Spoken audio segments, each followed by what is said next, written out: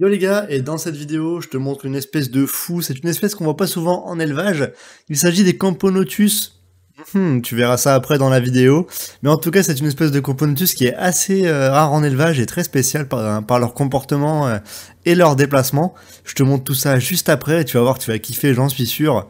Donc reste bien jusqu'à la fin et c'est parti pour l'introduction.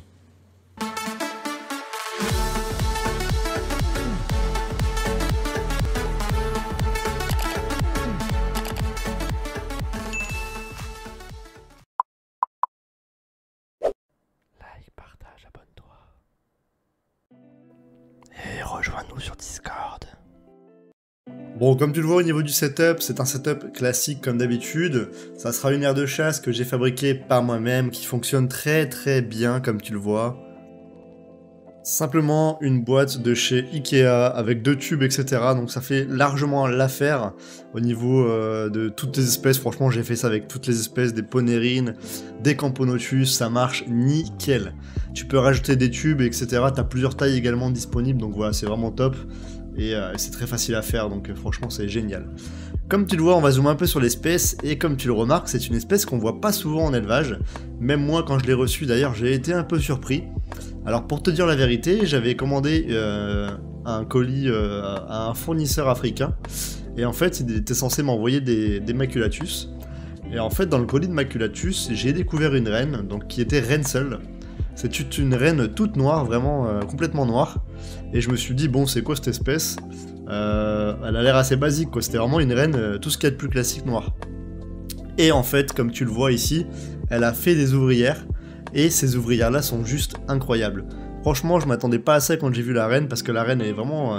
Il n'y a pas plus simple comme reine, quoi. C'est vraiment une reine toute noire, sans coloration, rien. Vraiment, c'est vraiment basique. Et le jour où j'ai vu les naissances arriver, je me suis dit, waouh, c'est quoi cette espèce? Franchement, elle est magnifique.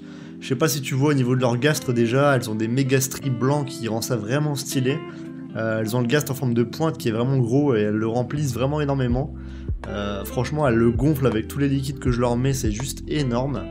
Et tu vois, la coloration, bah, elle est plutôt stylée, franchement. On dirait limite un peu comme des Camponotus bellus, tu vois. Sauf que voilà, c'est pas la même forme de gastre, etc. Mais niveau coloration, c'est vraiment stylé. Donc au début, je savais pas trop ce que c'était comme espèce.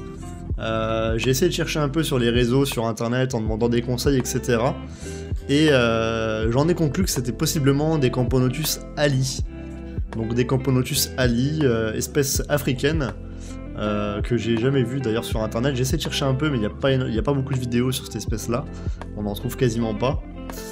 Donc écoutez, bon, on verra, on fera notre propre expérience par nous-mêmes. Mais en tout cas, c'est vraiment une espèce qui a l'air cool. Ah, regarde, tu vois ici Madame la Reine, hein, je te la montre un peu, et comme tu le vois, c'est une reine vraiment classique. Hein, quand je l'ai vue en reine seule, voilà, je me suis pas trop posé de questions. Je savais vraiment pas trop à quoi ça correspondait, parce que c'est vrai que la reine est assez basique comparée aux ouvrières.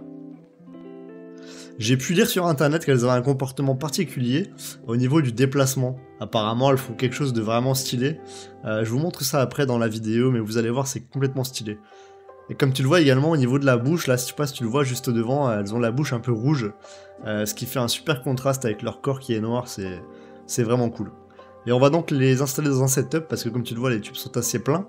Donc on va les mettre dans un petit setup, donc je te montre ça de suite, c'est parti.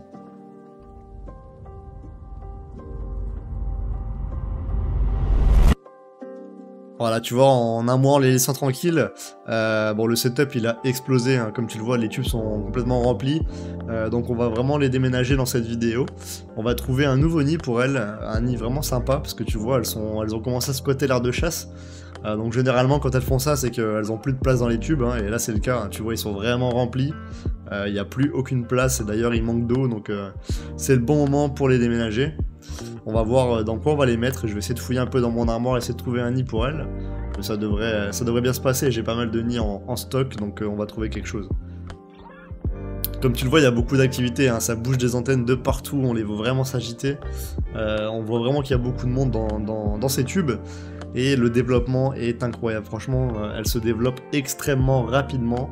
Je pensais pas que ça se développait aussi vite, hein. Parce qu'au début, quand elle était reine seule, elle a un peu galéré, je trouve.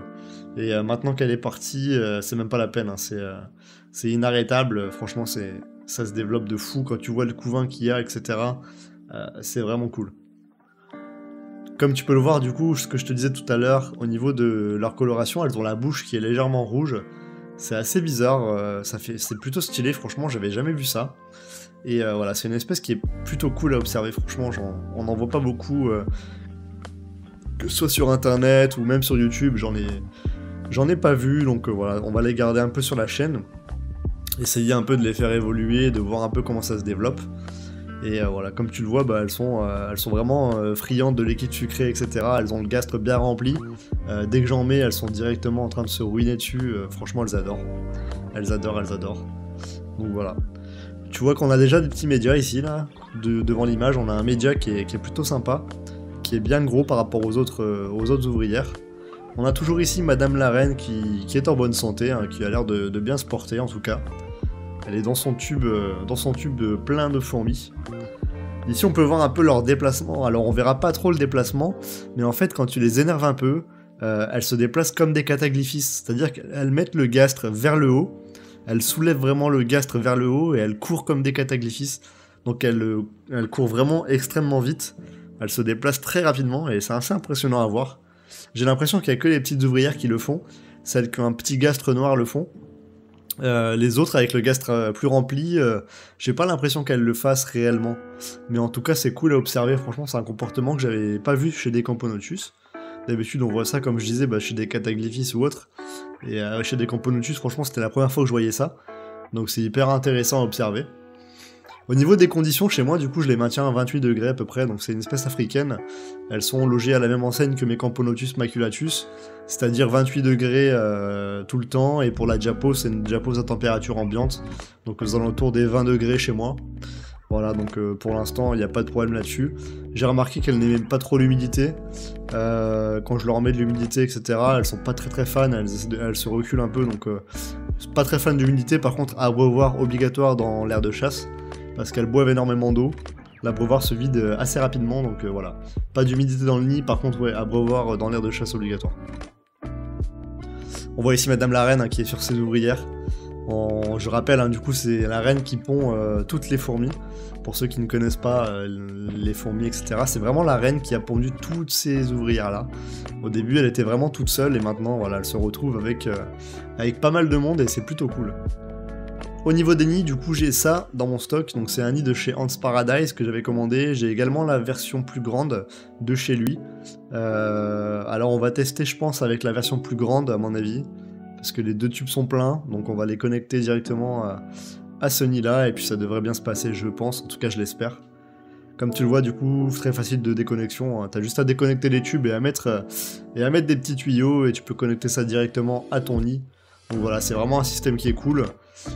Cette aire de chasse avec les tubes, c'est vraiment un truc facile à faire et c'est vraiment cool. Comme tu le vois, il y a beaucoup de monde et regarde-moi ce couvain, c'est blindé de cocons. C'est juste énorme, il y a vraiment beaucoup d'ouvrières. Donc à mon avis, au niveau développement, on devrait plutôt être bien. On n'a pas trop de soucis à se faire, je pense, pour la suite. Donc on va connecter tout ça et on va voir un peu si ça déménage ou pas. On va essayer de les laisser un peu tranquilles, histoire de voir si elles déménagent. Je l'espère en tout cas, mais pour l'instant on va les laisser comme ça un petit moment et on va voir si elles se plaisent dans ce nouveau nid ou pas. On met un petit accéléré quand même pour voir si elles visitent et on voit que y a déjà beaucoup de monde qui visite, c'est cool. Elles visitent bien le nid et voilà, on va les laisser tranquilles pour le moment.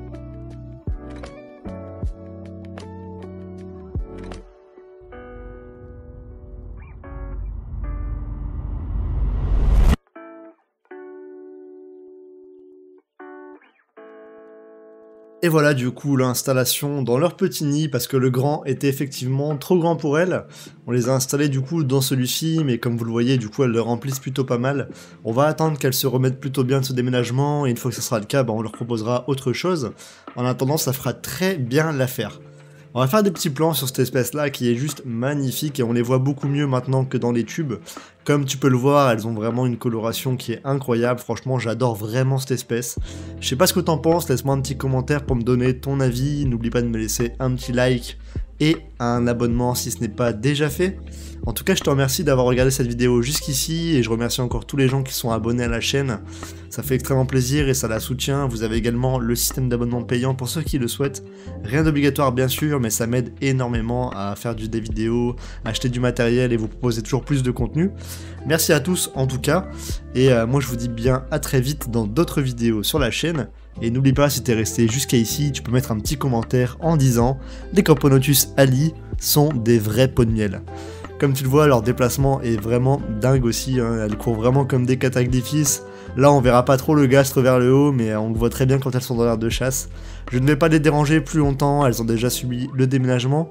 Moi, je te dis à très vite dans d'autres vidéos. Ciao à tous.